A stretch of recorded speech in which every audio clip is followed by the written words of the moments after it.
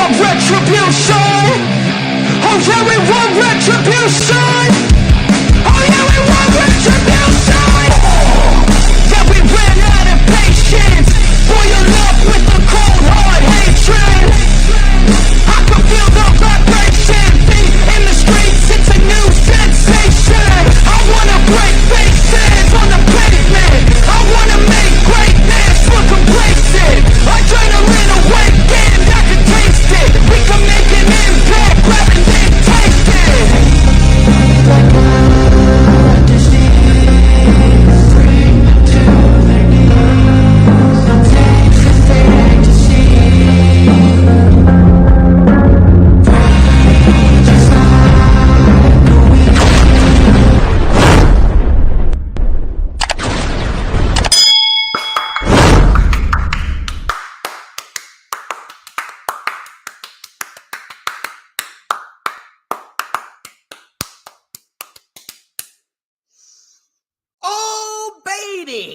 Can you feel the energy in the air? We're rock and rolling, getting down to the nitty gritty.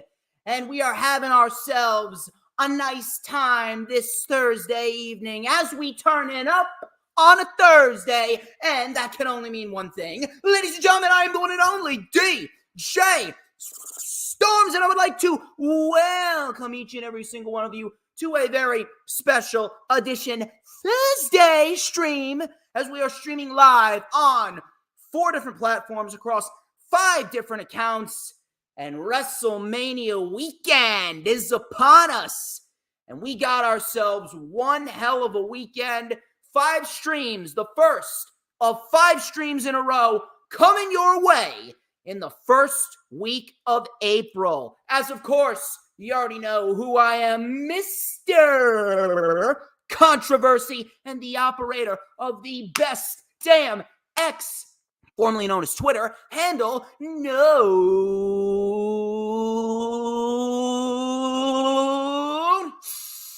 Stop what you're doing, people, because there is an oh so familiar scent in the air. So I would like you to take a nice big inhale with me, and I want you to go, oh, it's so nice. You got to do it twice. So nice. You got to do it a second time, people. So please take a nice big inhale with me and go, oh.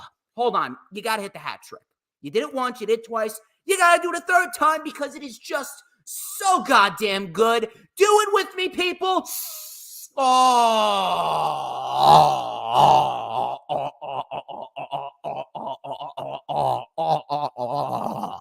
Shit.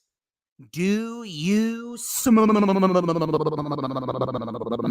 that? Oh my God, that is succulent. That is tasty. Do you know what that is, people? I'm going to tell you what that is. That right there is the smell of pure motherfucking excellence. Wait for it. Wait for it.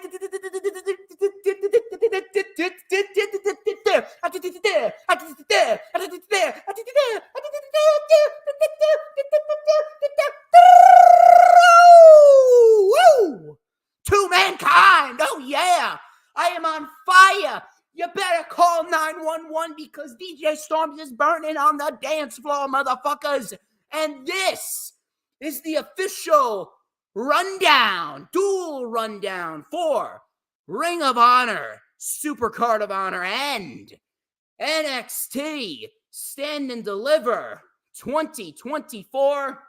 Ring of Honor, Supercard of Honor, of course, streaming live on Honor Club tomorrow at 8 p.m. Eastern Time. And then, of course, we got Stand and Deliver streaming live on the Peacock, that is. Get your mind out of the gutter, you fucking savages.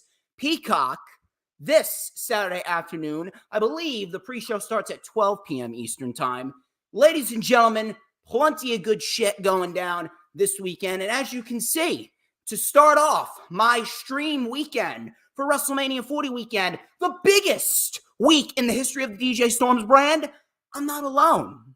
Ladies and gentlemen, coming to me from New York State, he's a lifelong wrestling fan and the creator of the Around the Ropes podcast. Ladies and gentlemen, for the very first time ever on the DJ Storms channel. Please help me welcome Jon Blayne. How you doing, brother?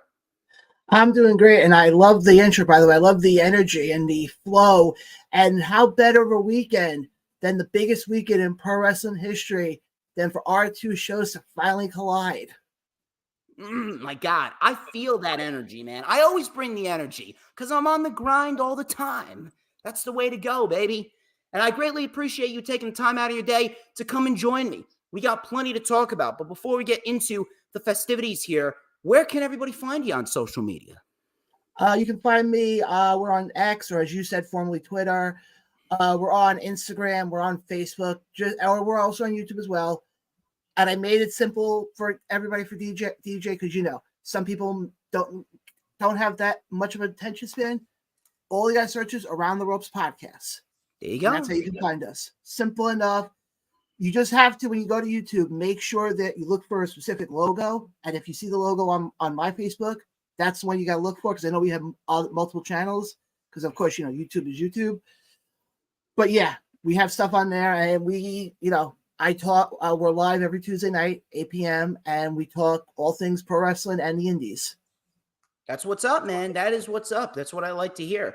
And in addition to that, you can check out all those links in the description of the stream if you're watching it on Facebook or if you're watching it on YouTube.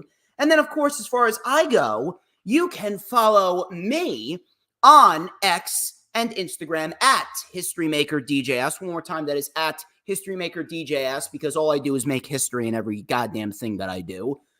Also, you can add me on my personal Facebook for collaborations and business inquiries. Please send me an email. My email is, of course, StormsTakeOver@gmail.com. Like the official DJ Storms business page, and I may just send you an invite to join the official DJ Storms Posse group on Facebook. That is, all of those links are in the description. Just one last thing. How's my mic coming in? My mic coming in good? Coming in crystal clear. There you go. That's what I like to hear, because it's WrestleMania fucking weekend, and it is crystal clear who the number one guy in the IWC is, and you're fucking looking at him. In addition to that, please make sure that you hit the like button no matter where you're watching it on, whether you're watching it on Facebook or Twitter, or formerly known as Twitter, it's X, or YouTube or Rumble. We're also live on Rumble. We're looking to build a nice solid fan base over at Rumble. You can check out all those links in the description. And please make sure you share out the stream on all platforms, social media, on X, Instagram, Facebook, Pinterest, Twitter, Twitch, Rumble, no matter what social media platforms that you may be using, because I'm live and I got fucking Jon Blayne with me for the first time. So if you're not watching, I think you're doing something wrong, people, because if you're not spending the start of your WrestleMania weekend with us, are you really living right? The answer is no. In addition to that, please make sure that you hit the subscribe button, whether it be on my channel or on the Around the Ropes podcast channel. And when you do that, you got to hit that notifications bell with a huge coup de grace, because that way you're going to know whenever I pop up on YouTube. Because whenever I pop up on YouTube, oh, baby, it is the absolute best time to be on YouTube. And do you know why? Everyone loves this. This is the only time that you are going to get to see this glorious sideburn chin strap combination and this beautiful mustache right here. Take a look at this glorious contraption that I got. Look at what it says right there. It says "Fear the Beard," but this isn't just some normal wooden stick. No, custom-made beard comb, and we're gonna light it up, because this is the only comb that I'm gonna be using on here. Lighting it up right here on the rundown at the start of WrestleMania weekend with a little and a dash of and a whole lot of because like hot, fresh shrimp and mushroom ramen noodles right out of the pot, I am just so good. I am scrumptious. I am the tastiest snack in the IWC, and it is no secret that everybody wants a piece of the Storms Meister, because it is a known fact that I make people's lives better. Just ask anyone in this chat. But anyway, enough of the self-brand promotion and the advertisements. I'm going to have to save my energy a little bit for the rest of the stream. We're going to get straight into the festivities. Let's go over Ring of Honor, Supercard of Honor first. It's been a pretty typical build. It's clear as day what Tony Khan's priority is. His priority is AEW TV, and we've had a solid streak of TV in 2024. 2023 was kind of a wonky year for him, but it seems as though Tony Khan has gotten himself on the right track in 2024.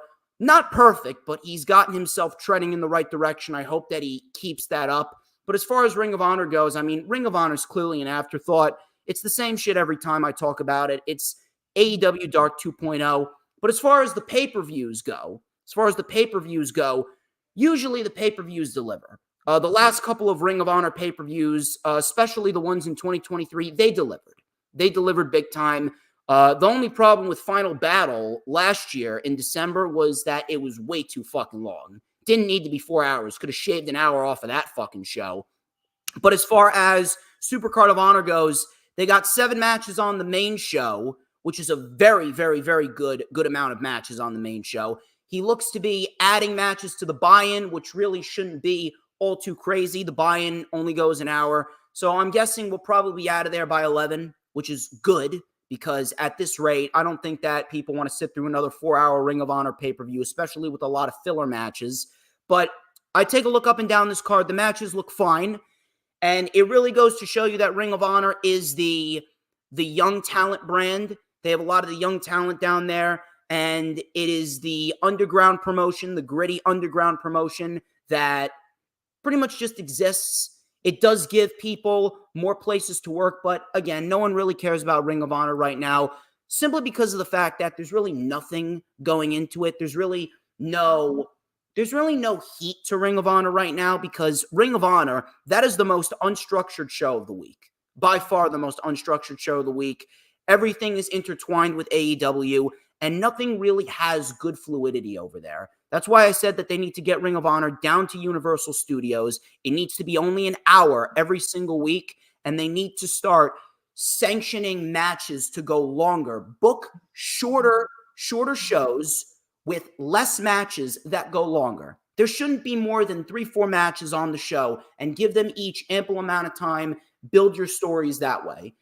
But as far as Ring of Honor goes, I'm excited for it just because of the wrestling aspect of it, and I'm looking for 2 specific moments, which we'll talk about, but I want to get your thoughts, Mr. Jon Blayne.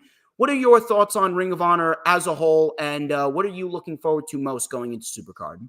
I'll be honest. I feel like the new version of Ring of Honor doesn't have the same lust like the original, like the old version did. No. Like, you look at the original version, and I'm going back to the days where they were selling out at the Hammerstein Ballroom in New York City, and you had Final Battle there, and Ring of Honor. They should have put Final Battle there last year. I wish they did.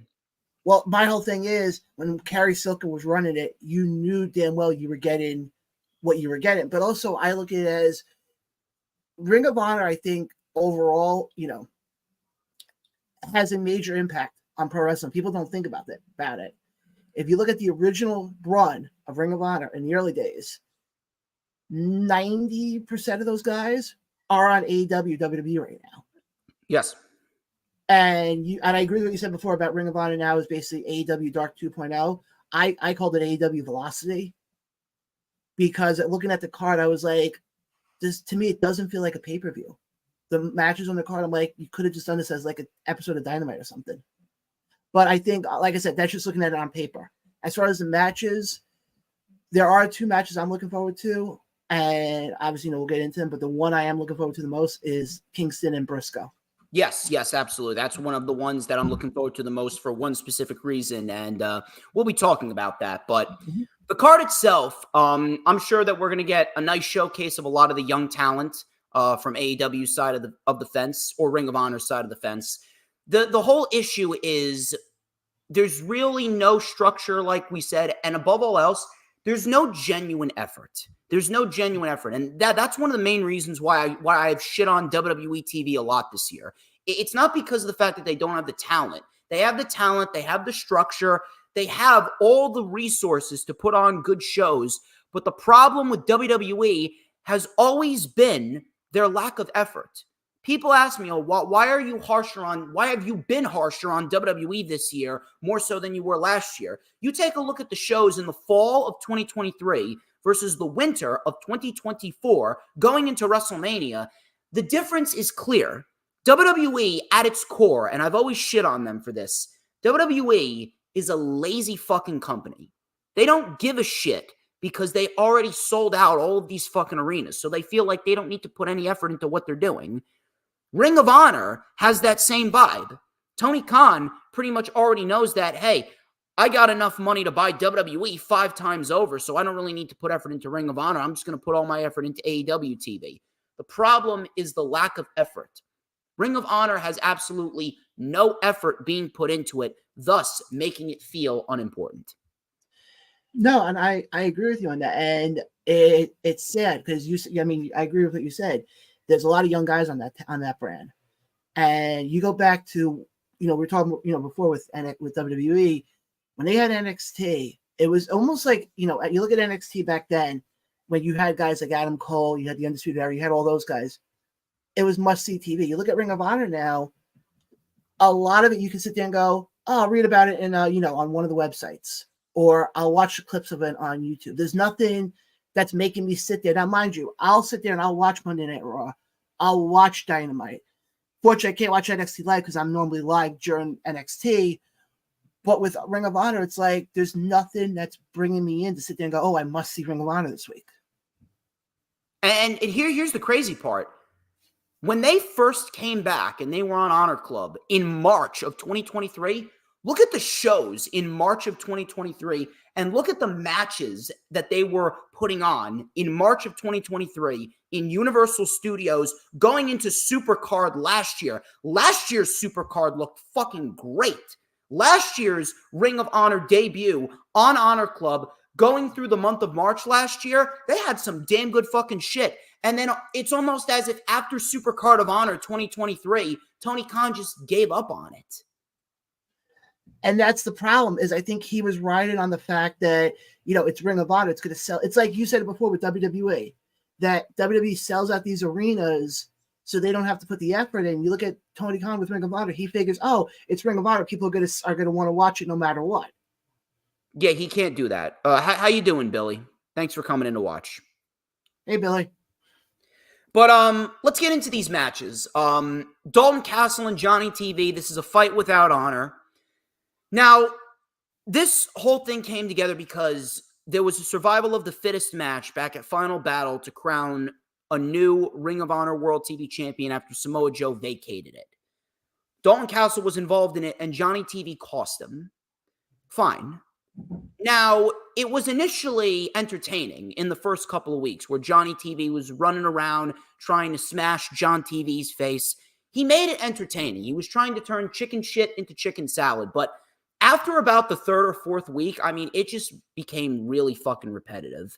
They gave this feud really no substance other than the fact that John TV just wants to take the boys away from Dalton Castle. They ended up getting released. And then he is borderline bullying him. Now, granted, I don't mind a storyline like that, but it doesn't really come off as genuine. It doesn't come off as genuine. It comes off as if it's two friends putting on a bad play. That's what this whole feud is based around. It's two friends trying to put on a great value version of Step Brothers, and it's just not coming off well. Now, as far as the match goes, I'm excited for this match just because of the fact that Dalton Castle, he's a very good wrestler. He's entertaining. And Johnny TV, John Hennigan, Johnny Mundo, Johnny Impact, John Morrison, whatever the fuck you want to call him, Johnny TV is a great fucking wrestler. Perhaps one of the most underrated and underutilized wrestlers in the history of the modern era. So if you add weapons into that, I'm sure it's going to be an entertaining match. The only problem is the fact that they have not done anything to keep the feud interesting whatsoever. It's just been the same shit over and over again. It's like I'm watching an episode of Monday Night Raw where I see Drew McIntyre and Jey Uso fight 5 fucking times within the course of 8-9 weeks. Like, move the fuck on to something new. Very, very repetitive. I'm excited to see what they do as far as an in-ring perspective go, and I'm going to go with Dalton Castle here. Only makes sense. Dalton Castle gets the win. Dalton Castle finally puts Johnny TV behind him. He wins the fight without honor, and he moves on to something else. He'll probably move on to a championship match with someone. Maybe he moves on to the Ring of Honor World Championship again. Maybe when Yuta comes back from injury, Yuta and Dalton Castle, they fight over the Pure Championship. Dalton Castle's very versatile, so you can really put him anywhere, but this feud with Johnny TV really overstayed its welcome. The match should be entertaining, and I'm calling Dalton Castle to get the win. Ball's in your court. First of all, with this whole feud, when I heard that the boys got released, I found it very kind of odd that I feel like they became such a huge part of Dalton's character over the years that it's like, okay, you get rid of the boys. Who do you really have them with Dalton? As far as the in-ring work, I agree 100%. That to me is what I mean. Unfortunately, I'm not going to be able to watch the show because I'll be at another show, which I'll get to that later on. But I think in-ring wise is where I think this match is going to be well done. And I think as far as who gets the win here, as much as I would love to agree with Dalton, I don't. Maybe they go Johnny here because then they can play the whole thing off that Dalton doesn't have the boys anymore. Also it gets to his mind and go off that angle. Well, where is Johnny TV going to go then? Because here's the thing, Johnny TV doesn't really feel like he belongs in Ring of Honor. Although I do think it's a good spot for him, but he doesn't feel like he really belongs there unless they're going to have him fight like a Mark Briscoe. Well, I was saying, what about Johnny TV versus Wheeler Yuta for the Pure title? I mean, they're two heels. Can't really do that. Yeah, but we've seen them all of a sudden, turn somebody babyface or something, or that's why it's such a tough thing. It's really tough, but yeah, I think I was about to say I think Johnny TV gets the win because I think they play off the whole thing with the boys getting released. Kind of screws with his mind. Fair enough. Well, we'll have to maybe put a little money in on that, but I'm going to stick with Dalton Castle. Moving on here, we got Queen Aminata, who has really impressed the shit out of me recently, and Billy Starks. This is the tournament finals to crown the first ever Ring of Honor Women's World Television Champion. Now, I will say this. Ring of Honor TV, I rarely watch Ring of Honor TV live when it does air on Thursdays, but I will say this. If there's one thing that has been good on Ring of Honor TV this year, if there's one thing that I would encourage a lot of people to go out and watch, it's the Ring of Honor Women's World Television Tournament. They actually showcased a lot of great women in this match, in this tournament in general. The tournament has had a lot of good women, minus Abaddon, because, fuck Abaddon. She's terrible. But it showcased a lot of good women. They've gotten a lot of time to showcase what they can do. They've been given the platform to make that championship mean at least something. And I didn't mind them introducing the Women's World Television Championship overall because they do have a deep women's roster in Ring of Honor, just like they have a deep women's roster on AEW TV.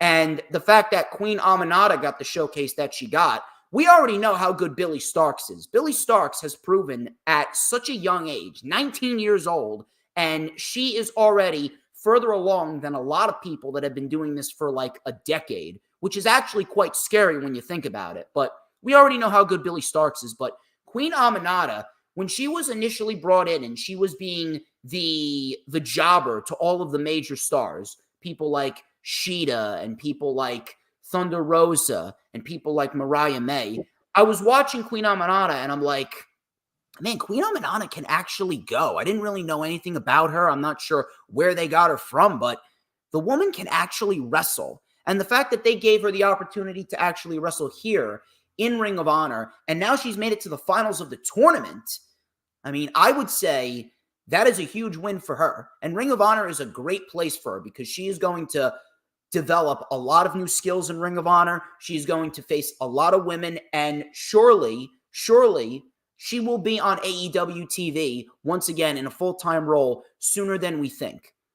And as far as Billy Starks goes, I actually think Billy Starks is going to win this. It's a little predictable, but Billy Starks winning this would set up a story that they could tell with Athena. And we'll get to Athena because Athena, I think that her time is up.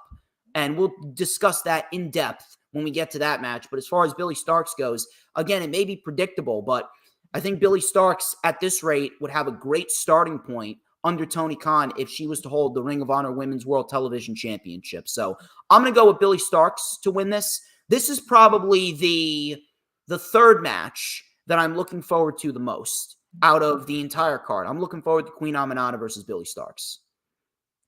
I would agree with you that I think Billie Starkz gets the win here.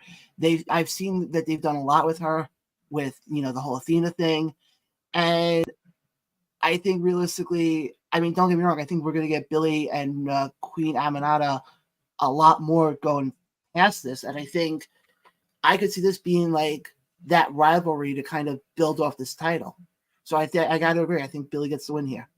It only makes sense. I mean, they didn't give her the women's championship back in December, which I had no problem with because I just didn't think she was ready. But right now, as far as a women's world TV title goes, as far as a secondary title, that is a great spot for Billie. I just don't think that she's ready to be the women's world champion, but she can start off well as a television champion. So yeah, no, I completely agree on that. Yeah, we're Billie Starkz across the board here. Kyle Fletcher.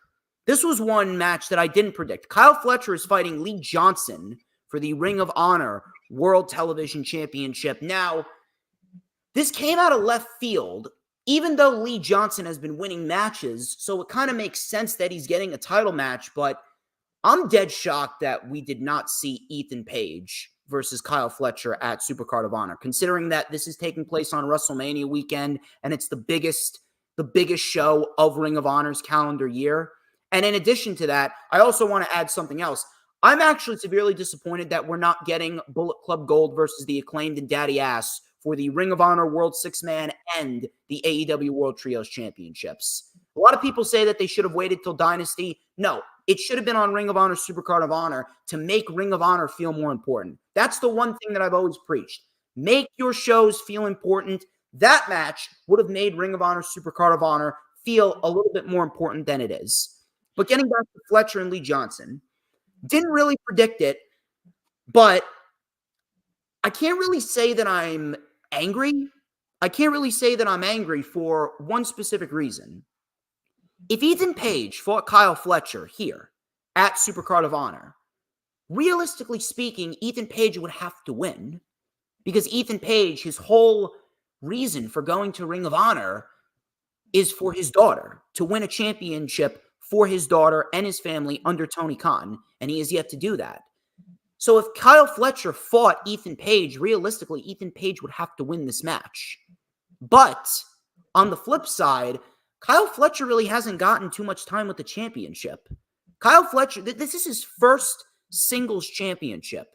Are you really going to take Kyle Fletcher's first singles championship off of him after, 3.5, 4 months? That's barely enough time.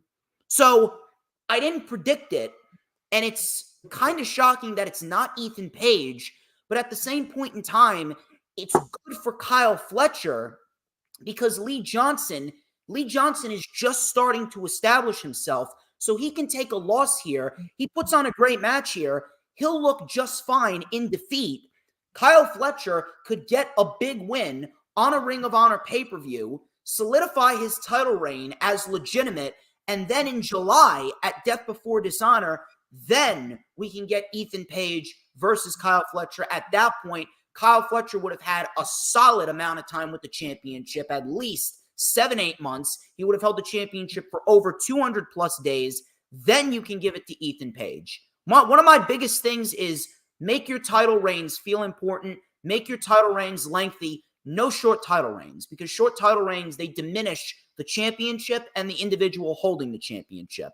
So I do not mind that this match is taking place, and I'm going to go with Kyle Fletcher here, and then at Death Before Dishonor, we will get Ethan Page versus Kyle Fletcher. It's going to be a great match there, and Ethan Page will finally win a championship. Well, I want to go back to what you were saying before about with the Acclaimed and Daddy Ass versus Bullet Club Gold as far as why they're not on the card. You said it beforehand. Tony Khan doesn't put a lot of effort in. Yes. That's what it comes down to. So you kind of answered your own question before you even asked it. I'm just making a statement. That's the whole issue. Put some effort into Ring of Honor. That's all I ask. No, I agree with you 100%. But I think as far as this match goes, first of all, I didn't realize Kyle Fletcher is still holding the title because, again, he's not on TV that often. Because I know for a while he had visa issues for a while. Well, now he's back. I think this is his 5th title defense. As far as how do I see this playing out, it's tough because I agree with everything you just said. Kyle Fletcher, it's his first, he just got the title. Do you really want to take it off of somebody like, and put on somebody like Lee Johnson? I want to throw you a question, though, with this. Do we get interference from the Don Callis family? I don't think so. I think that Kyle Fletcher wins clean. He's been winning clean on Ring of Honor. He should continue to win clean here because that's ultimately what's going to make him look more credible. And then when we get the Ethan Page versus Kyle Fletcher match, you're going to have 2 credible individuals going against each other, both of them on winning streaks. They're both winning matches convincingly, and then Ethan Page can finally be the one to take the title off of Kyle Fletcher. And by the way, I called Kyle Fletcher to win that match, and I'm very happy I was right because Kyle Fletcher's a fucking beast. Oh, I agree with that 100%. He's I think he's what, 22, 24. 20, yeah, I would say he's young. He's like a year younger than me. Yeah, he makes me I just great. turned 25 2 days ago. Well, happy belated birthday. Thank you very much. As far as this one, I think like I said, in ring wise, it's gonna be great. You got 2 guys, Lee Johnson, his in-ring work is great. I gotta agree. I think Kyle Fletcher gets. Unfortunately, I'm seeing a pattern with this that a lot of these matches are becoming very predictable almost. Yes. But yeah, I agree. Kyle Fletcher gets the win here. It only makes sense. It only makes sense.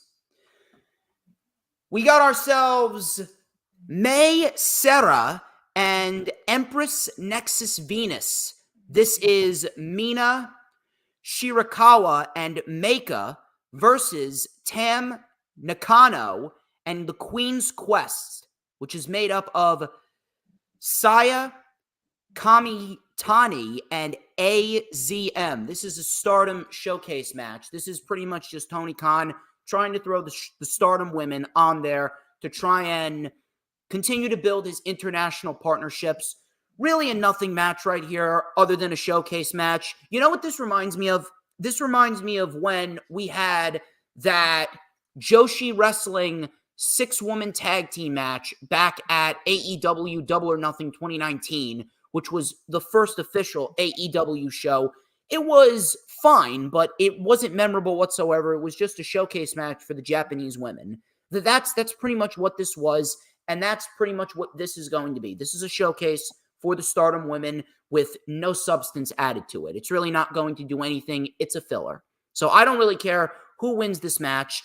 The one thing that I'm going to be keeping my eye on, though, and this is one thing that I will never shit on, one of the best things about pro wrestling is seeing someone or a group of people that you have no idea about, seeing them for the first time, and then they impress you and you become a fan of them. So I'm going to be keeping my eye on this match, specifically because I want to see what these women are all about. There's really nothing more I can say. Here's the funny thing. You bring up that Double or Nothing. I was actually fortunate enough to be at that show live in person. Shit, you were. Motherfucker. I was there live for that show. And I agree. This is a match where I remember back when they had that, the match you were talking about, and the athleticism with these women was incredible. But as far as this match, yeah, to me, I really don't care who wins, as long as they put on a good match. And, that's really, and then obviously, I'll get to watch it probably later on. But yeah, I think realistically, as long as they put on a good match, that's all that I really care about with them. Yeah, pretty much. The Undisputed Kingdom, this being Mike Bennett and Matt Taven versus the Infantry, Bad News and Tattoos, Carly Bravo and Sean Dean, for the Ring of Honor World Tag Team Championships. Now, for anyone wondering how this match came about, Ring of Honor TV, which took place, I believe, just minutes ago, it ended. It's either that or it's still going on as we're streaming. The Infantry fought the Undisputed Kingdom in a Proving Grounds match, which is a match where they need to at least last 10 minutes with them, or they need to beat them and they lasted the 10 minutes.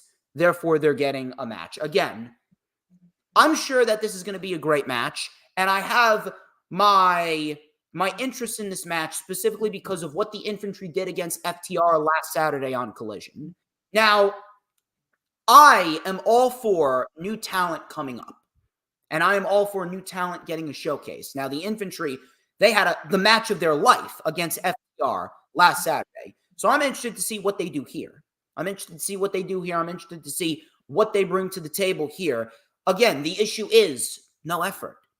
That's the whole issue. That's the underlying issue. That's the common denominator as to why there are very few people that actually care about Ring of Honor. Now, I watch it and I care about it because I love pro wrestling and I want to see what is going on and I want to see what new talent is going to come up through the rankings and come up through this developmental system and who is going to become the next superstar wrestler or team to be made into new stars and get a permanent showcase on national television. The Infantry, I want to get behind them, but again, there's just no heat behind this match. This is a match to get the tag team championships on the show. And listen, I'm happy that the tag team titles are on the show, don't get me wrong, but this is nothing more than a match to get the tag team titles on the show because the Undisputed Kingdom, they haven't really been on Ring of Honor TV because they're on AEW TV being associates to Adam Cole, who is the leader of the Undisputed Kingdom, who I believe will be back on television sooner rather than later because he's no longer in a walking boot. So that is a good thing, to say the least. But yeah, again, this is a pretty standard title defense for the Undisputed Kingdom. I will be keeping my eye on the Infantry because I want to see what they do against the Undisputed Kingdom. Undisputed Kingdom's great, but the main problem with the Undisputed Kingdom is they don't have any heat behind them because of one specific factor. And I've discussed this before. I don't think I've discussed this with you, so I'll discuss this with you now. I want you to go and think back to WrestleMania 38 when the Bloodline walked out of WrestleMania and they had all the titles. There was no one, and I mean no one, that was on their level. They were sitting on an island, no pun intended, unto themselves. There was no babyface to be the yin to their yang. The Bloodline had no babyface, no top babyface to bounce their heel heat off of. Insert Sami Zayn. And then the Bloodline storyline became the best storyline since Daniel Bryan and the Yes Movement. The Undisputed Kingdom was going to be a top heel faction, but they have no one to bounce their heel magnitude off of. Orange Cassidy was not going to be that guy. He wasn't. Orange Cassidy's not going to be that guy. The Infantry is not going to be the team.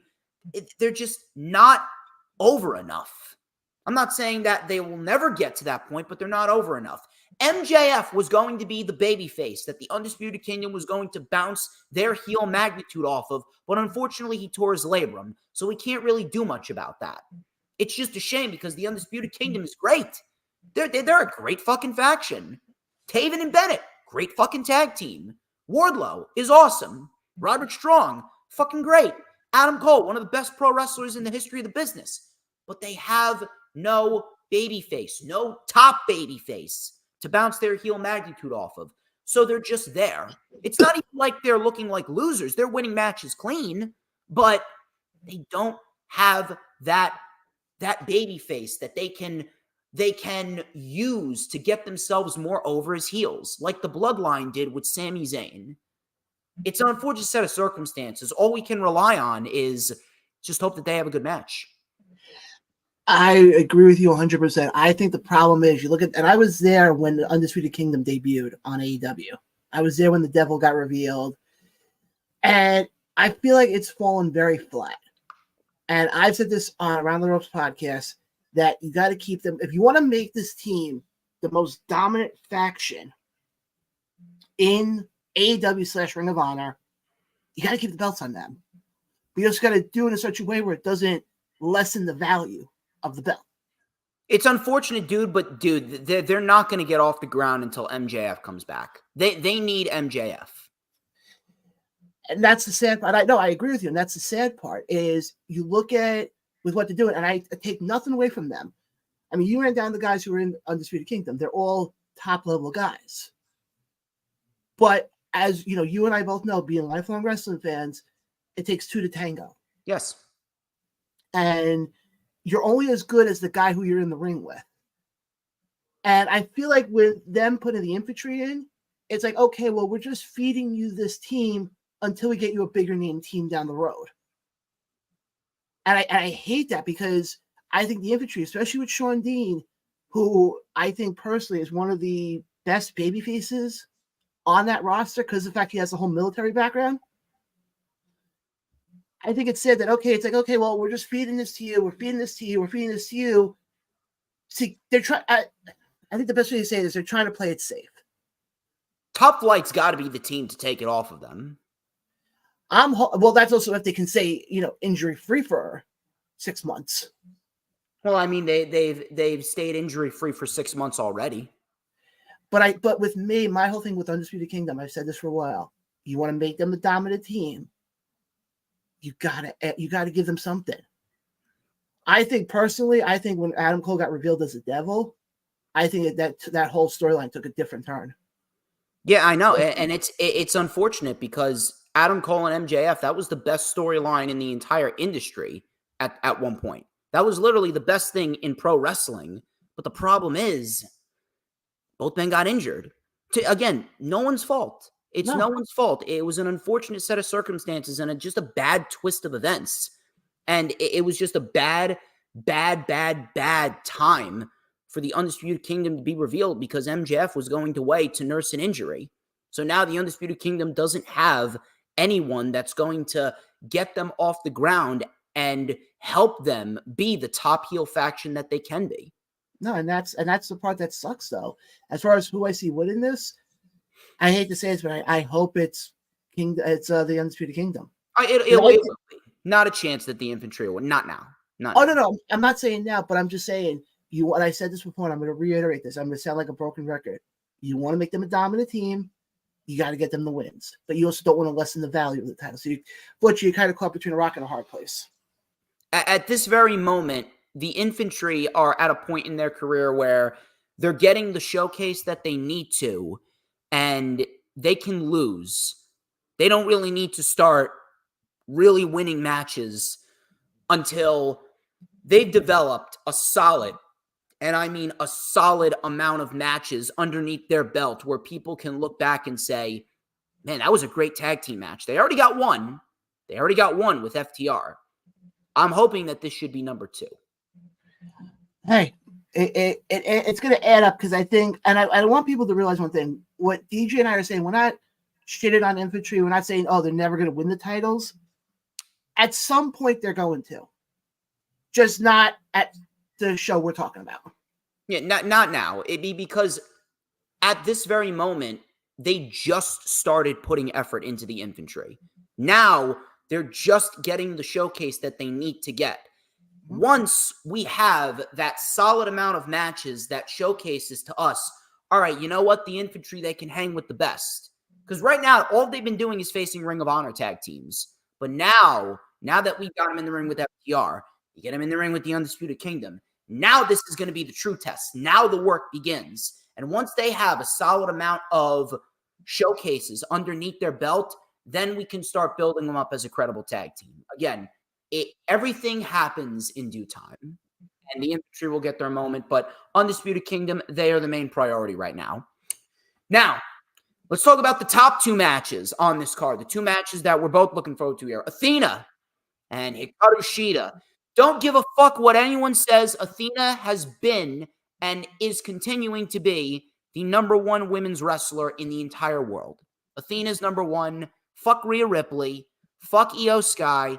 Fuck Bayley. Fuck Tony Storm. Fuck Blair Davenport. Fuck Lyra Valkyria. Fuck Becky Lynch. Athena is your number 1. Athena has been the best act in all of women's wrestling for the last year plus. Now then, that being said, it's time for her to lose. It's time for her to lose right now because they got no one else.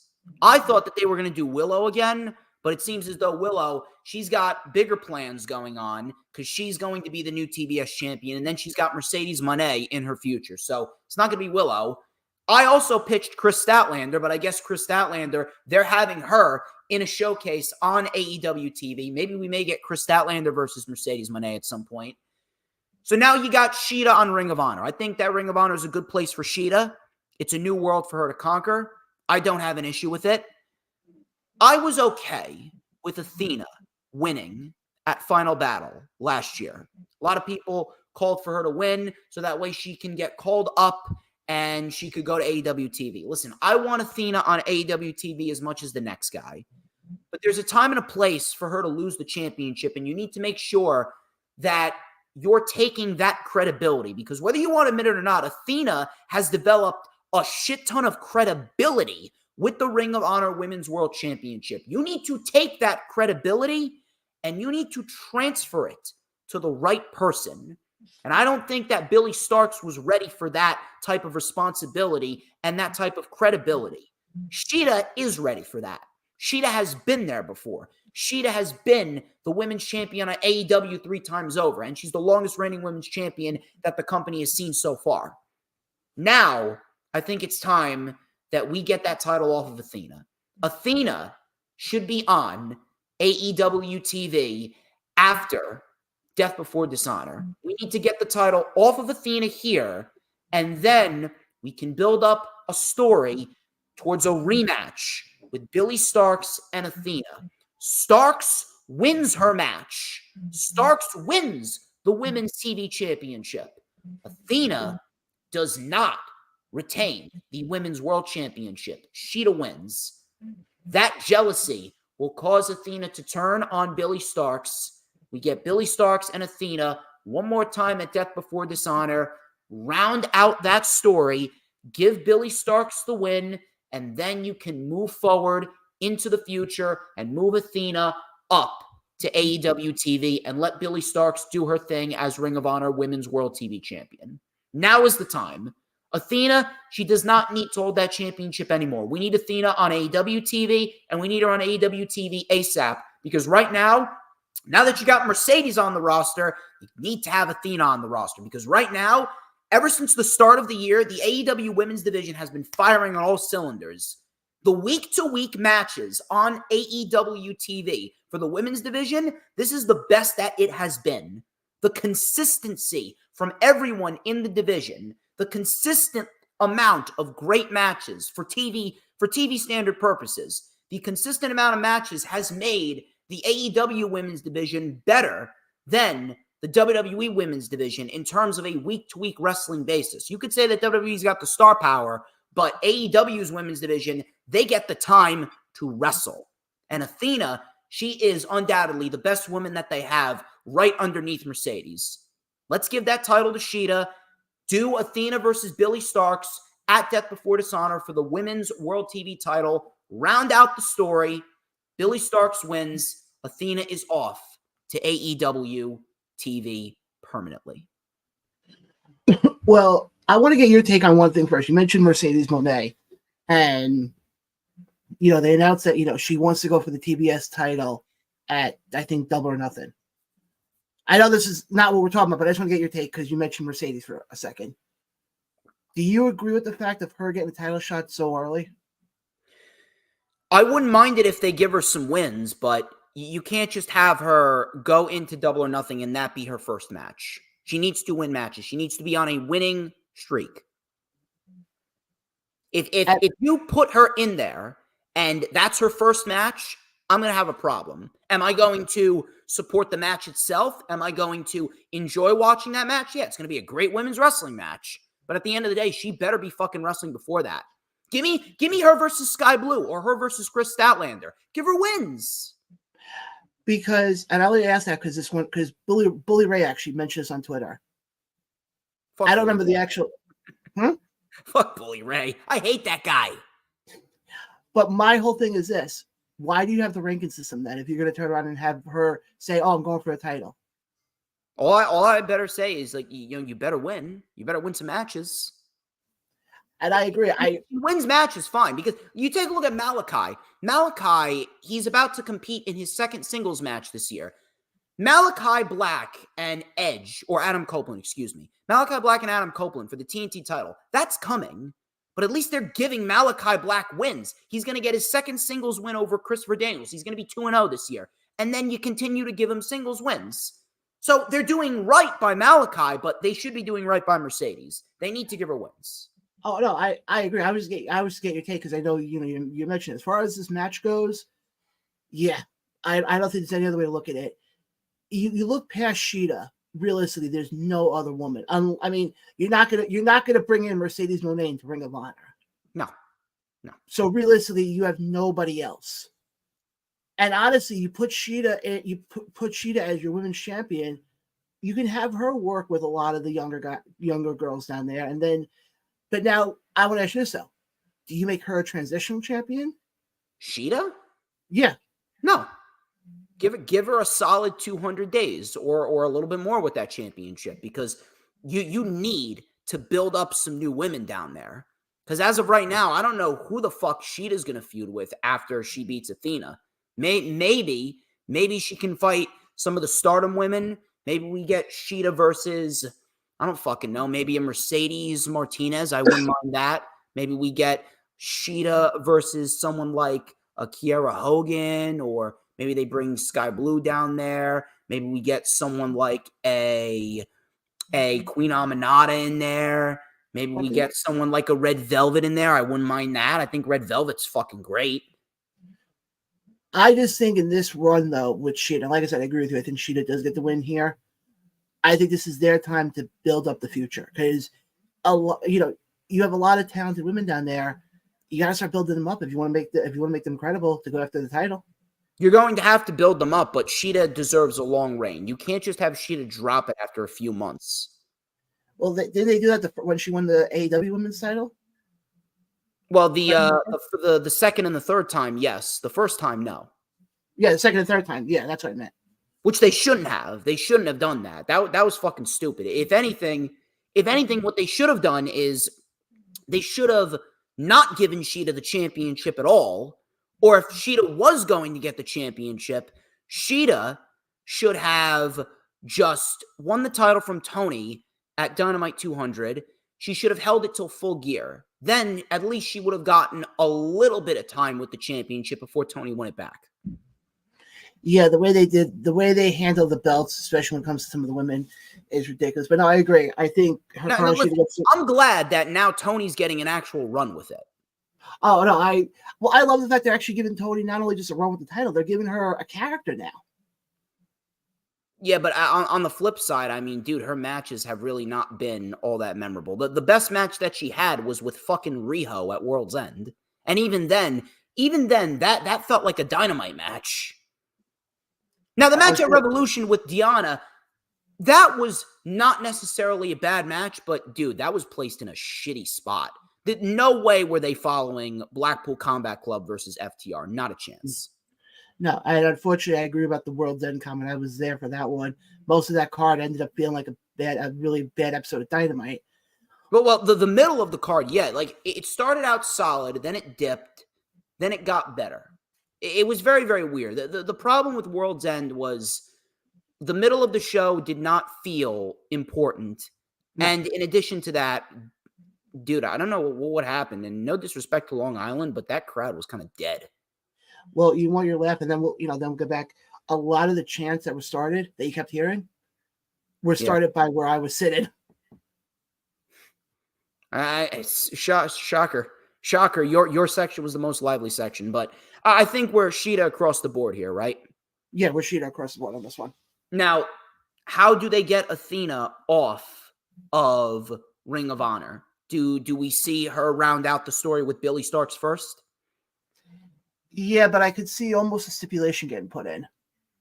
So kind of like a no holds barred match for the Ring of Honor Women's World TV title.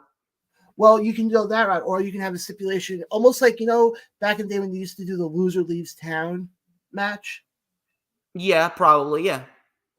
What I'm not saying loser leaves town, but you turn around and you do the match with Billy, and then the stipulation is if Athena loses, she's off of Ring of Honor TV.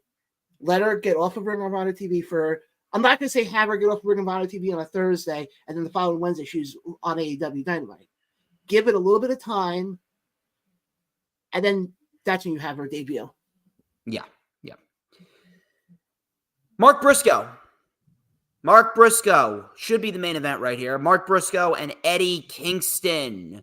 Ring of Honor World Championship. By the way, I called this match at the start of the year. This should have been the match for Supercard of Honor. Tony Khan clearly was listening to me. A lot of people would favor a lot better in life if they listened to me. Now, I think we all know what this match is about. It's about Jay. It's about Jay Briscoe. It's about the story of Mark Briscoe finally winning the world championship for his brother. And that's exactly what we're going to get. Eddie Kingston, at this rate, he had his run with the Continental Crown. Now they're going to give it. They gave it to Okada. He had his run with the World Championship of Ring of Honor. They're going to give it to Briscoe. That's the right move. Now, all he needs to do is lose the New Japan Strong Championship, which I think he will, to Gabe Kidd. Not sure when, but he's going to lose it to Gabe Kidd because that rematch is coming. Mark Briscoe is going to win the championship, and then Eddie Kingston, he's going to move up the ladder. We'll probably get him challenging for the international title or the TNT title. I mean, I don't think it's a coincidence that he's tag teaming with Adam Copeland and Mark Briscoe against the House of Black at Dynasty. That shit is done by design, because after Adam Copeland gets done with the House of Black, dude, we're going to get Eddie Kingston versus Adam Copeland at some point. Adam Copeland said that he wants Eddie Kingston at some point. So we're going to get it. Well, you got one thing, just going off what you just said with Copeland and Kingston. You have, whatchamacallit, the pay-per-view in June. Forbidden Door? Yeah, Forbidden Door, which, from what all reports are indicating, it's going to be in Queens. I should be going. Why not have, I'm hoping to be going too. Why not do it there? As far as this match, yeah, you give Mark his moment. You let him come, you let the whole family come out afterwards to celebrate. You really send the people home happy off of this. That's the way to go. Now, I'm actually looking forward to this because I'm really looking forward to seeing what they bring to the table. I think that this match is going to be one hell of a fight. It's going to be very hard hitting. That's the best way I can phrase it. Oh, absolutely. That's Ring of Honor, Supercard of Honor. Let's move over to NXT, Stand and Deliver. Now, NXT, I've called NXT the worst brand in the entire industry. And they are, to a certain extent. They are, because they have nothing going for them. But I will give them a little credit. I will give them a little credit in the sense of they had the most interesting thing in all of WWE for months now, and that is the Carmelo Hayes, Trick Williams storyline. Now, we'll get into that a little bit later. They announced a kickoff match, Joe Gacy and Shawn Spears. I can't really say that I'm invested in Shawn Spears, and it's not because he's not great, because I love Shawn Spears, but what are they doing with him? I really don't understand what exactly they're doing with Shawn Spears. He had this little mini feud with Ridge Holland. His promos sound very robotic. Not really sure what they're doing. I'm not even going to lie. Joe Gacy's more intriguing than Shawn Spears because he's a fucking unpredictable maniac. I actually prefer Joe Gacy over Shawn Spears at this very moment. I shouldn't really prefer Joe Gacy over Shawn Spears, but I do. Now, that being said, I'm actually glad that Joe Gacy has really found himself, because what he was doing with fucking Schism sucked. But Joe Gacy, they turned him into a psychopath. They turned him into someone who belongs in a mental institution. And I can't really say that was a bad move. That was a very good move on their part. So because of that, and the fact that they're allowing Joe Gacy to wrestle more, I'm actually intrigued to see what they do here. And in the end, I'm going to go with Shawn Spears. Really no reason for Joe Gacy to win this. Not sure where Shawn Spears is going to go, but if there is a place where Shawn Spears is going to go, I would not mind at all if they have Shawn Spears built up over the course of the next year to potentially be an NXT champion. If there's one guy that's deserved it, it's Shawn Spears. This one is a weird one because I feel like this got thrown together very last minute, but also, the whole... It was. What was that? It was thrown together last minute. That's what I thought. But as far as I agree, I think what Gacy's doing right now. He's really coming to his own. As far as this one, I could see a scenario playing out where Shawn wins and we see Joe Gacy on the main roster. Because realistically, what else does he have to do in NXT? I don't know. I can't really see Joe Gacy on the main roster right now. Like where's there a place for him? Like when I think about someone getting called up to the main roster, I think about someone getting placed on the show and there being a solid plan for him. That they have places for him to go. Where exactly is there for Joe Gacy to go? It doesn't feel like there's a place for him. I mean, I'm just spitballing right now. Maybe the U.S. title? I'm just saying. Not a chance, dude. That title is LA Knights. That title should be LA Knights after Mania. I'm actually pissed off, dude. I'm fucking pissed off that LA Knight and Logan Paul was not confirmed for WrestleMania. That shit aggravated me. Dude, AJ and LA Knight, love both those guys, but that's a SmackDown match. And that is to no one's fault other than WWE because they fucking ruined AJ Styles' career. Dude, the man lost to Omos, who is the worst wrestler on the planet right now. The man lost to Omos at the end of 2021 in about 4 minutes. Ever since then, AJ Styles has not felt the same. He hasn't been taken seriously, dude. He hasn't. Every single time Styles competes, I mean, dude, the crowd's half fucking dead. The crowd is half dead. The biggest thing, the most intriguing thing that AJ Styles ever did was his match with Seth Rollins back at Night of Champions last year. His feud with Edge had good matches, but dude, there was no heat to that feud. No, and it's kind of a tough thing because it's like, okay, well then you keep Gacy down in NXT, you just keep him doing the same thing again. At this rate, I mean that's his role. I don't see him going anywhere. Not now. It just, like I said, I think the whole thing just stinks for both of them because I think this, and you said this is on the kickoff show, right? This is the one match on the kickoff. I think it stinks for both of them, but I think realistically, it's like one of these matches where it's like, okay, if I miss it, I miss it. It's nothing to ride home on. Yeah. Best way I can put it, it's a wrestling match. Yeah, that's pretty much it. It's a wrestling match. The main show doesn't really look half bad, except for one match. Thea Hale, Fallon Henley, and Kalani Jordan versus JC Jane, Kiana James, and Izzy Dame. I think that NXT is a very solid women's division. But, dude, do you give a shit about this match? I don't. No, I agree. I don't as well. And I don't for the one reason of they've done no storytelling with any of these women. Not even that. Not even that. They have not given the women of NXT, outside of a Lyra Valkyria or a Roxanne Perez, the opportunity to showcase what they can do in the ring. Dude, WWE barely gives women 3 minutes. And listen, this is not me playing the fucking Me Too movement. This is not me going out of my way to try and be one of these woke liberal pussies, because I'm not. I'm not. Trump 2024, motherfuckers. I am over here and I'm advocating for better because I want to see every single individual on that roster, male or female. I want to see every individual on that roster in the ring showcasing to everyone why they deserve to be there, why they deserve to be called one of the best professional wrestlers on the planet. Because if I have a roster, if I do not have a roster full of individuals that want to go out to the ring and prove that they're the best wrestler every single night, then guess what? I'm fucking firing them.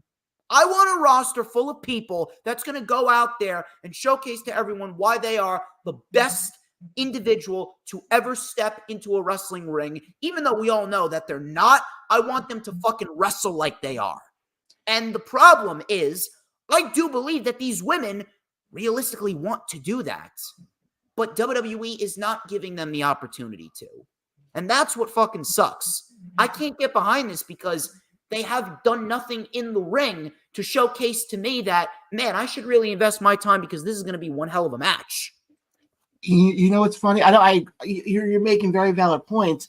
You remember a couple of years ago when Charlotte and Becky and then Sasha and Bayley were all on the main roster, and it seemed like, I got to use my hands for the demonstration on this one, it seemed like if you weren't up here with them, you weren't being touched at all. Yes. That's the same thing now. It's like, unless your name is not Roxanne Perez or Lyra Valkyria, it's, who are you? Kiana James, Thea Hale, Fallon Henley, like nothing. No, but again, this is WWE. It's the rinse and repeat. It's the same thing they did years ago when Becky and all them came up. They're doing the same thing again. I'm just going to go with the baby face. I'm going with Fallon Henley, Thea Hale, and Kalani Jordan. Although I will say this. Kalani Jordan is fucking amazing. She's like female Ricochet. That woman can fucking wrestle. And that is your next top tier babyface right there. Kalani Jordan is your next top tier women's babyface.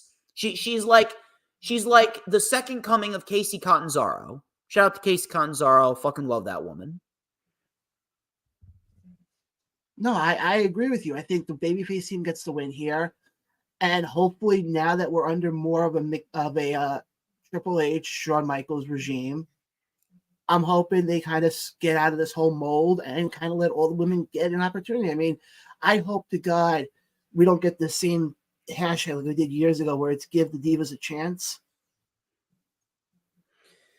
I thought that we were past those days. Nowadays, like, dude, even the women on the main roster don't get the opportunity. Look at Rhea Ripley. Rhea Ripley, it took her 9 months as champion. It took her 9 months to actually give us something of substance with Rhea Ripley. Rhea Ripley's best periods of her women's title reign have been the last 3 months because she had a great match with Ivy Nile. She had a very solid match with Nia Jax, which is shocking, and she main evented Elimination Chamber, and now she's fighting Becky Lynch. Like, where was this when Rhea first won the championship? Oh, I can tell you exactly why. Who was running the company back then? Vince McMahon. There's your answer. Speaking of the women, Lyra Valkyria and Roxanne Perez, I'm actually looking forward to this. Although, I can't really say I'm completely sold on Roxanne Perez's heel character, even though I think a change in character was needed. I don't know, man. It's very, very hard for me to root against her because, like, whenever I look at her, I don't see a woman that I want to boo. I don't see a woman where I want to think to myself, man, I wish I was a woman so I could slap the taste out of her mouth. Like, I don't feel that way. Whenever I look at Roxanne Perez, I'm like, man, I want to buy a fucking ring and marry this chick. That's what happens when I look at Roxanne Perez. I don't want to boo her. It's just very, very hard. I don't even think it's anything of her fault other than the fact that she just has that naturally likable look. But I'm going to go Roxanne Perez to win this. Just because of the fact that I really don't see anyone else taking that title off of Valkyria unless they want to rebuild Blair Davenport. I was rather disappointed with how poorly they handled that match at New Year's Eve. Dude, that match barely went 10 minutes. Barely went 10 minutes. They barely got a showcase, and Blair Davenport, she was just disposed like fucking garbage. Just thrown to the side like a fucking piece of trash. So I was actually very disappointed that Blair Davenport did not get the showcase that we know she should have gotten. She shouldn't have even won the Iron Survivor Challenge. That was way too early. Way too early to give her a championship match like that. Way too early. You should have saved her for Stand and Deliver. And dude, Lyra Valkyria is another one. I can't sit here and say that Lyra's had a good title reign. The only good thing about her title reign was that triple threat match at Vengeance Day, which was very solid with Lola Vice and Roxanne Perez herself. And Lola Vice actually looked very good in that match. But outside of that, dude, Lyra's had a shit title reign. I feel bad for her. I really do feel bad for her. As far as this one's a tough one because I just saw one of the comments pop up saying that they could see can see Roxanne going to the main roster. So do you use this as sort of her swan song type of thing? Does Julia debut at Stand and Deliver? I don't. You know what? Maybe they could do that. Maybe Julia's the answer. Who knows? Because I know I did read something earlier today that she is at the WWE. She was at the spot at WWE World. I mean, like that was pretty. That was pretty apparent. I don't think that they were going to leave any NXT individuals out of WWE World. But I just think as far as this one, I mean, it's very possible that they could use this as a swan song for Roxanne and have Roxanne go to the main roster. Yeah, I guess. Because realistically, at this point, I know I said it before about Gacy, and I think about it now, I kind of see where I was kind of an error on my mistake there. But you look at with Roxanne, what else is there for her to do? She's done basically everything. Yeah, it's tough because even with Roxanne, I don't even know where Roxanne goes. I think you know what the problem is that WWE does not know how to build undercard storylines. They do not know how to make undercard storylines feel important. If your name isn't Rhea, Becky, Io, Bayley, Cody, Roman, Rollins, Rock, no one cares. No. Like no one puts any effort into what they're doing on WWE TV unless you are a top name. Meanwhile, again, I don't want to make comparisons, but I'm going to have to. You take a look at AEW TV, they put effort, or they at least try to put effort into everything. With WWE, if you ain't a top guy, if you ain't a top drawing talent, you don't get shit. You barely get crumbs. No, and I agree with that. But like I said, as far as this one, I think Lyra gets the win here because I think Roxanne, as far as what do you do with her, I mean, you can have her come to the main roster and kind of have them, try the best way I can put this. Get little wins. I guess you're right. Yeah. But you can see her getting like wins where it's like, oh, this week she defeated Natalia. This week she defeated Chelsea Green. And I think that can build her up nicely. And I'm figuring if I had to put a bet on it, done right, I would say by Survivor Series, maybe Rumble next year, Roxanne goes for one of the main titles of the women's division. Realistically speaking, they could build up Roxanne to win next year's Women's Royal Rumble. Yeah, that I can easily see. Kind of almost replay the whole Rey Mysterio win from 2006 when he, nobody thought he was going to win. You can almost do that. All right. Last question before we move on. Do you see Julia debuting? Yes. I think that she'll at least be in the crowd. Yeah, well, that's usually how I've learned with NXT. That's usually how they debut the people. It's, oh, look, so-and-so's in the crowd right now. Yeah. So, yeah, I think she debuts. Because like I said, she was spotted at the WWE World thing. And I know every promotion under the sun is in Philly right now. Yeah. But with her, I know the whole thing with her is, she is a free agent right now. So it's kind of coincidental that she happens to be at WWE World 2 days before NXT Stand and Deliver. Imagine she's half Japanese, half Italian. I didn't even think those existed. Half Japanese. The first time ever I'm hearing of a person that's half Japanese and half Italian. Gotta love my Italians. Of course. Great food. Obafemi, Josh Briggs, Dijak, NXT North American Championship. Now, I've said that Obafemi, he wasn't ready to be a champion. And realistically speaking, he still isn't. I don't feel like he's had enough matches to prove to us that, all right, he's a championship-worthy competitor. It feels like they're just pushing him because of his size and his size only. Now, he had a very good match with Dragon Lee at Vengeance Day. I will admit that. The match with Lexis King, I mean, all they did was have him beat Lexis King down. That was a very, very basic match. It was a 5-minute squash. Brooks Jensen, again, I feel like that was just a showcase match to make him look tough. As far as this match goes, this match feels as though it's going to be a big test for his title reign if they do want to have him retain. But, dude, I find it very, very, very hard to not give Dijak the championship. Dude, if there's anyone that deserves a fucking title after all the work that he's put in, it's Dijak, man. Dijak is the man to do it. The only other way that I can see Oba retaining is if he pins Briggs and maybe they build up Dijak and Oba for the next pay-per-view.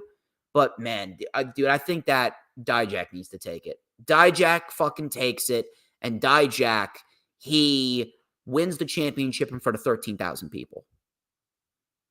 I'll tell you right now, this is one match I'm looking forward to. For the one reason being, I guess you can say I'm a Dijak mark. The guy has the look. He has the charisma. I mean, go back to his match he had with Keith Lee on NXT TV when they did the Spanish Fly off the top rope. His match with Keith Lee at NXT TakeOver Portland, dude. Dude, that was one of the best takeovers ever. Headlined by that match to start the show. And so you know damn well he is very versatile. I think you put him against somebody like Obafemi. I mean, we were talking about it before with the infantry going up against Undisputed Kingdom. You can make the argument that that's sort of the same thing with this. I mean, to me, I think Briggs is kind of a I want to say he's not a big part of this match. I don't really understand why they broke up him and Jensen. That just felt very odd to me. But listen, I think he's a very good wrestler, and I think that he's going to have a good performance, just like he had a good performance back at Deadline for the Iron Survivor Challenge. But yeah, he does seem like the odd one out here.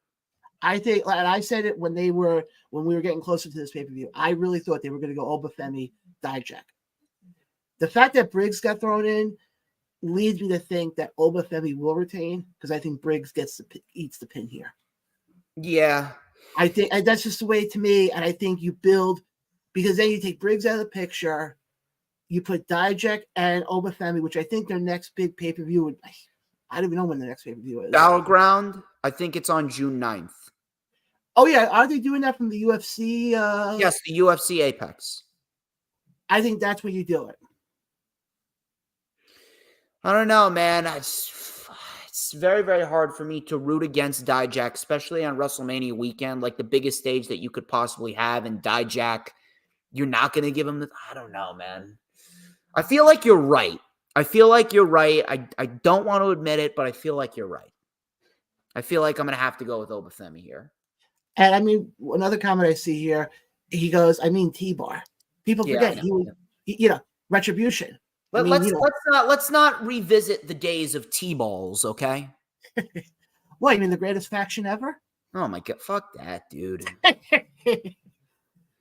Wolf Dogs, Baron Corbin and Bronathan Breakker. They're taking on Axiom and Nathan Frazer for the NXT Tag Team Championships. Now, I'm actually looking forward to this match just because I want to see a fucking banger of a match. If there's one match that I think could steal the show, it's this match. Because Axiom's fucking great. Nathan Frazer, I mean, like he's the second coming of Seth Rollins, but better. And then you got the Wolf Dogs. I mean, this is the most that I've ever been invested in Baron Corbin since when he first got called up to the main roster and he was feuding with Kalisto, which, by the way, that was a damn good feud on SmackDown. It's 2016 SmackDown, man. 2016 SmackDown was the shit. But I'm looking forward to this. And as far as the Wolf Dogs go, I think that the Wolf Dogs are going to retain. There really doesn't seem like there's anyone that is worthy of beating them at this very moment, unless they want to build up a Chase U or something like that. You know what I'm actually disappointed at? I'm disappointed that the OC is not involved here. Because if anything, the OC seems like the best team to beat the Wolf Dogs, but Similar to Kyle Fletcher fighting Lee Johnson, which we talked about.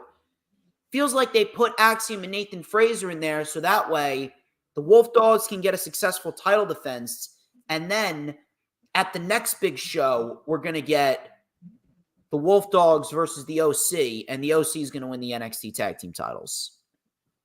Yeah, to me, and I said this before, they're trying to play it safe. They want to give the Wolf Dogs their, like you said before, their title defense.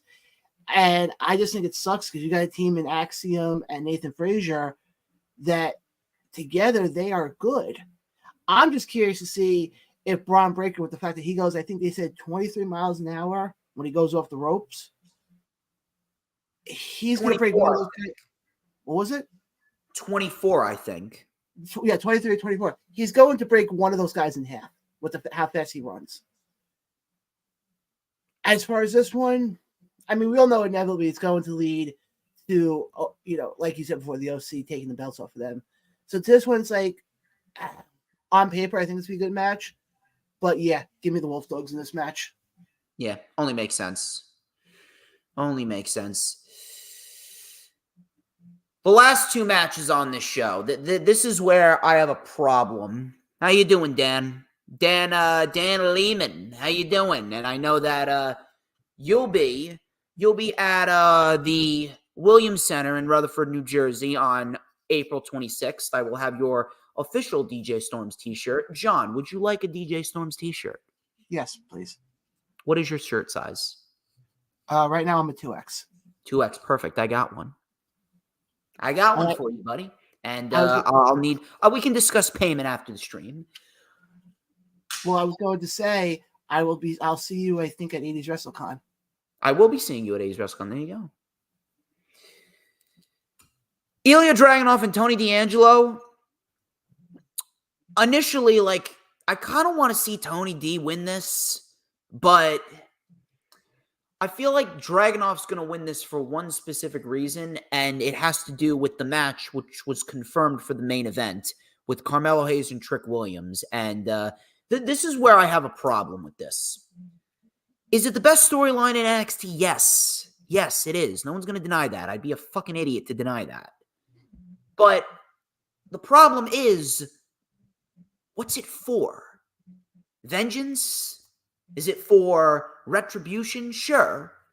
But when it comes down to it, the main event of a pay-per-view, when we're talking about pay-per-views, the main event should always, or at least 99% of the time, be the World Championship. Why?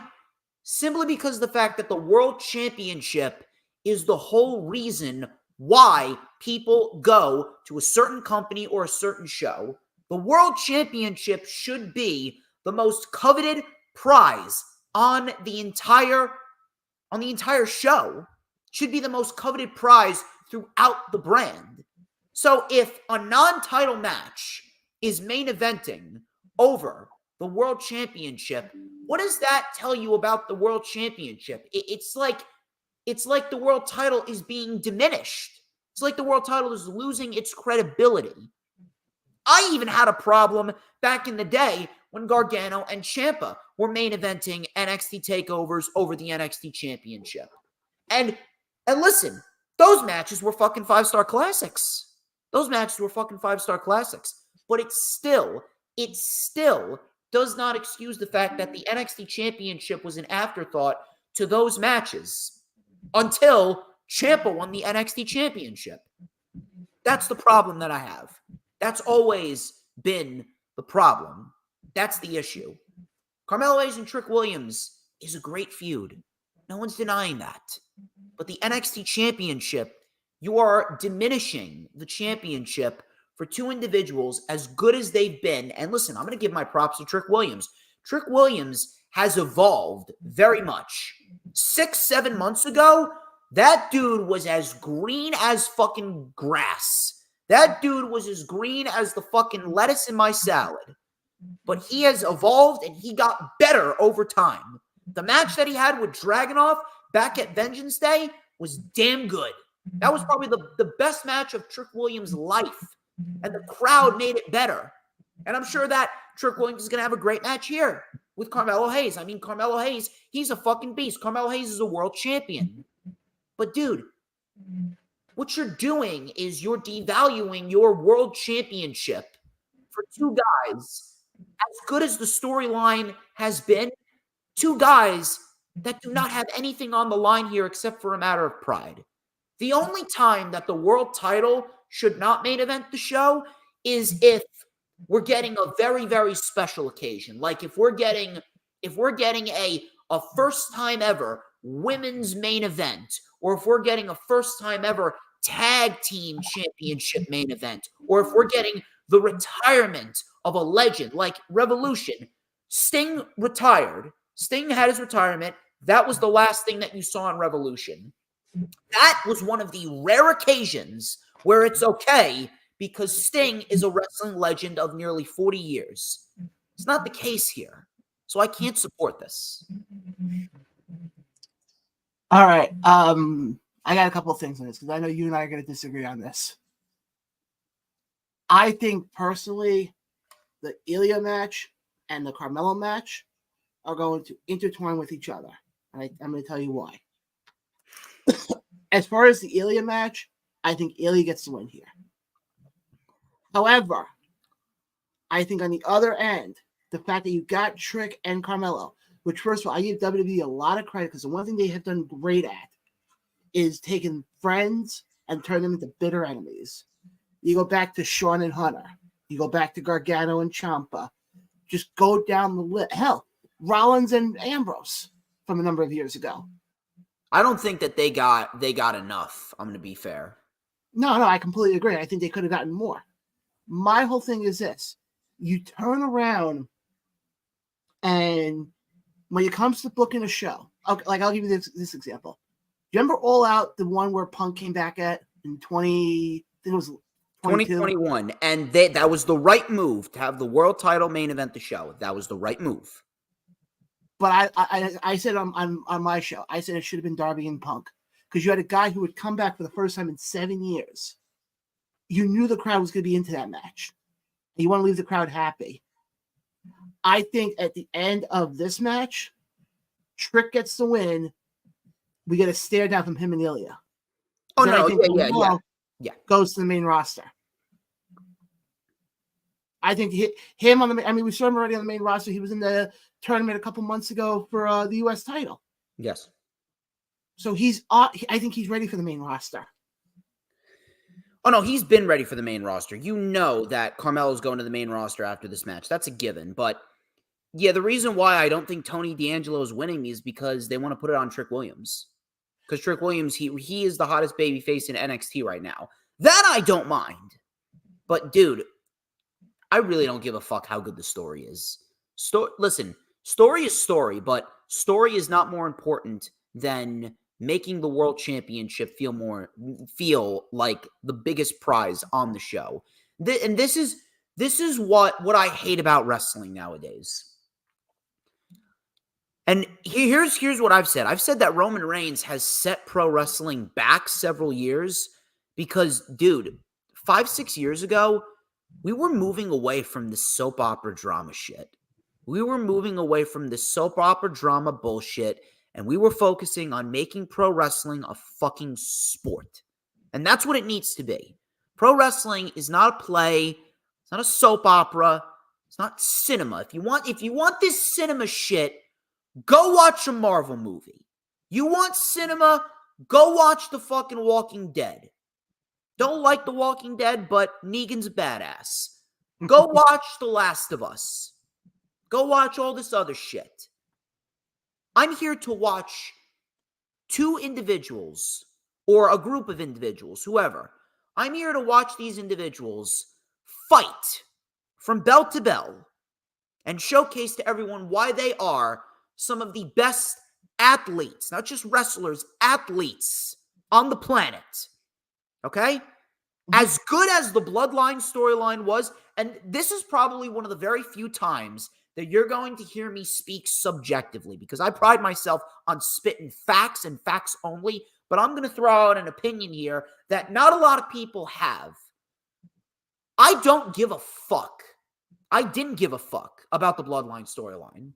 You know what I was waiting for? I was just sitting there waiting for Sami and Owens versus the Usos.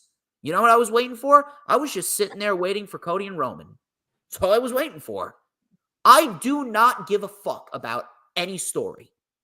I just want to see matches. I want to see pro wrestling presented like the fucking sport that it is. Now, I'm not a fucking retard. I know that wrestling is not all just wrestling matches. I understand. But that doesn't mean you can't push wrestling to the forefront and make pro wrestling the most important aspect of the show. That's the problem that I have with modern day wrestling, especially with WWE. WWE is the worst when it comes to that. Not to say that they've been completely horrible this year, because we've had a couple of good shows this year, but the majority of WWE TV has been very lackluster. Too much talking, not enough fighting. Too many promos, not enough wrestling. That's the problem that I have. Make the World Championships feel coveted. As far as you were saying with WWE, I think Vince said, and I know Vince isn't running the company anymore, but I remember Vince years ago, said something about, we're not in the world of, I forgot how he said it, but basically to the extent of, we're in the world of entertaining people. So that's what the whole storyline thing is. I'm hoping that now that you got Endeavor running things, and more importantly, you got Hunter running things, I hope they go more for the wrestling aspect of it. Because, I agree. We've seen a lot of, not even just good shows. I'm saying good. We've seen a lot of good matches. And you're starting to see little changes here and there now with the company, with WWE. But as far as with this one, like I said, I don't think the title gets devalued. It does, dude. When the title is not presented to be important, and let me tell you something, they haven't presented this title, the Elias title reign specifically. Dude, Elias title reign, the majority of it hasn't really been all that important. And the problem is that they built up Ilya and Tony second to Melo and Trick. If Trick and Melo was for the NXT Championship, I would be on board.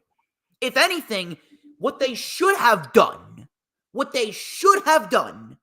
if they weren't going to have the NXT title main event stand and deliver, Carmelo Hayes should have never lost to Dragunov back at No Mercy. Carmelo Hayes should have been the NXT champion going into this year, and then you could have still built up Trick Williams. And Trick Williams and Melo would have still been the main event of the show. That's the problem that I have. The title does get devalued, dude. It does. When a world title is not in the main event of the show, unless it's for a first time ever occasion, like the first ever women's main event of the entire show, or the entire brand's history, or first ever tag team championship main event in the brand's history, or a retirement of a big NXT superstar. Unless it's one of those occasions, it gets devalued, man. No, I see what you're saying. I definitely see what you're saying. I just think, to me, I think there's a bigger picture here with this whole thing. You could have still done the same thing if Carmelo and Trick had the NXT championship, and it would have made the match that much more effective. Yeah, no, like I said, listen, if you're going to give me the match, at least make it unsanctioned. At least just fucking make it unsanctioned. Well, that's what that part I will agree with you on. I'm surprised they didn't put any stipulation in for this one. Where, like, I remember you go back to Gargano and Ciampa, I think they had 2 unsanctioned matches. If I remember. No, they had an unsanctioned match. They had a Chicago street fight, and then they had a last man standing match.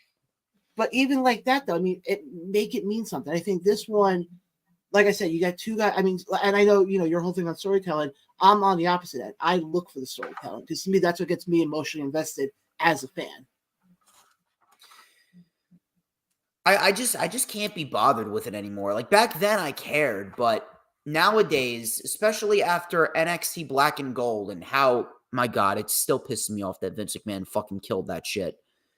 After watching so many years of NXT Black and Gold, which was easily the best period of wrestling since the Attitude Era, like, I don't know what the fuck Cody Rhodes is saying about this era, how this era has surpassed the Attitude Era. Like, no, it fucking hasn't. NXT Black and Gold will always be better than anything that WWE's ever produced, and that's a fact.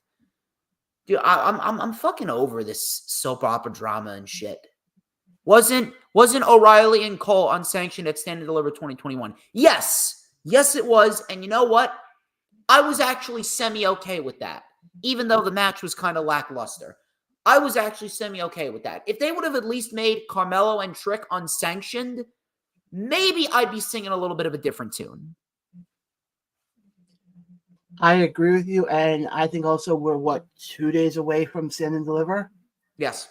I can easily see WWE turn around and add in saying, "Oh, by the way, we've decided we want to make this, an unsanctioned match or a falls count, even a falls count anywhere."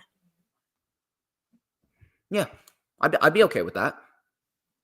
But like I said, we still got time till we get to the show. So I'm that one. I'm curious to see if they change anything with it, because from what I read, supposedly they did want to add a stipulation to it. I'd like to hope that they do. I got Trick Williams here. I think it's pretty obvious. Trick Williams and Ilya Dragunov, they're both going to win their respective matches, and then Trick Williams is finally going to finish his story and win the NXT Championship. Yeah, that's how I see it. It only makes sense. It only makes sense. That's all we got for you, people. That's all we got, man. That wraps up this edition of The Rundown. I'd like to thank each and every single individual who came out of their way to come and watch me and Mr. Jon Blayne talk about the 2 out of the 3 shows going down this weekend. John, thank you very much for the time. I greatly appreciate it. I say that we did pretty damn good, and I am hoping to have you back on the channel in the near future. Just tell me when. Damn right, baby. Damn right. One more time, where can everybody find you on social media? You can find me where I'm on Facebook, I'm on Twitter, Instagram. Just if you're searching for the show, type in Around the Ropes Podcast. Or if you're searching for me, just search for my name, Jon Blayne. Damn right. You already know the drill, me, people. Like, comment, subscribe. Check out all the links in the description. He is Jon Blayne. I am DJ Storms. And this has been The Rundown. But before we get out of here, Jon Blayne, I think you already know what I'm about to ask you. It's the most important question that everyone must answer. Mr. Jon Blayne, who runs the IWC? Nobody else other than DJ Storms. Oh, you damn fucking right, baby. Who? But DJ motherfucking Storms. Don't you ever forget it. Retribution! Oh yeah, we want retribution! Oh yeah, we want retribution! Oh yeah, we want retribution! Yeah, we ran out of patience! Boil up with the cold hard hatred! I can feel the black